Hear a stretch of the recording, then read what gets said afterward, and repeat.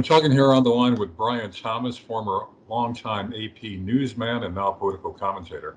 Brian, the big news today, I guess, at least for the Democrats and the Trump haters, is that a majority of House members now supposedly are polling in favor of impeachments. Is it going to happen?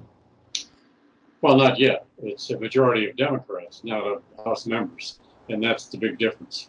You still have a minority group of Republicans who don't want any part of this. So I think you're going to have to wait until the number gets closer to 50% of all House members before we see any movement at all toward the hearings. Do you see that happening? Probably.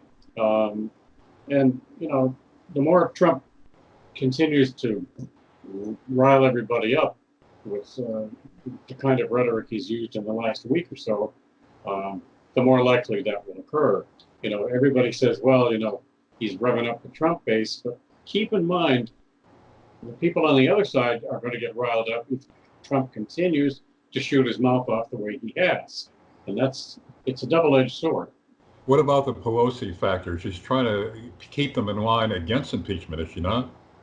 Well, so far, I think she would like to see him impeached, but she doesn't want to jeopardize anything that might be on the table in 2020 with Democratic support.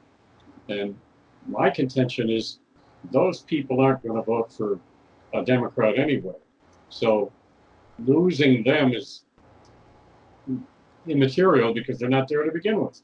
All right. What about the contention that Trump support is moving beyond his base because more mainstream voters are ticked off with all the job outsourcing, the political correctness, the pandering to various special interest groups and minorities, the way a lot of white voters see it. And even minorities now who've been here for a while are doing well, don't like the immigration mess. So there are those who contend that it's not just his crazy base of rednecks, it's moved beyond that. It's a broader demographic now. What about that? Well, I think there's some merit to that. The only question is how far Trump takes it and how irrational he becomes in the process. He's already pretty irrational. Whether he goes to the edge and then jumps over is largely going to determine how much of this newfound support he keeps.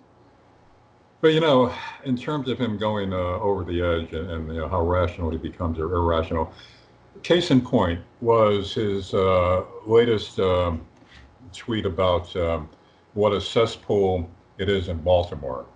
And, there was such outrage among the Democrats and the liberals that this is racist, blah, blah, blah. But I think a lot of people, at least the people I've talked to, a lot of the people around here, some are strong Trump supporters, some aren't. But generally, a lot of people, white voters, said to themselves, it's true. Baltimore is a mess. And why is that necessarily racist?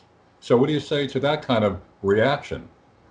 Well, I think you can go into any big city in America and find the same problems. It isn't just Baltimore. It's lack of opportunity. It's systemic undereducation.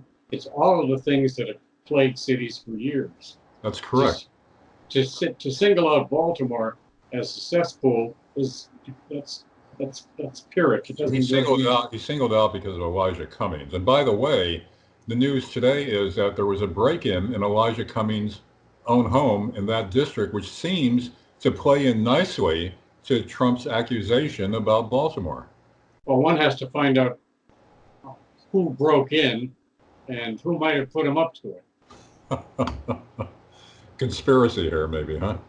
Well, all I'm saying is let's find out who did it. If you were conspiracy-minded, which I know you're not. Well, I think, it's awfully convenient that this guy gets broken into one week after he has a dust-up with the president. I think that's a bit strange. Okay, Brian. We'll see what the follow-up is on that. Thanks for being with us, Brian Thomas, former longtime AP newsman. Thanks, Brian.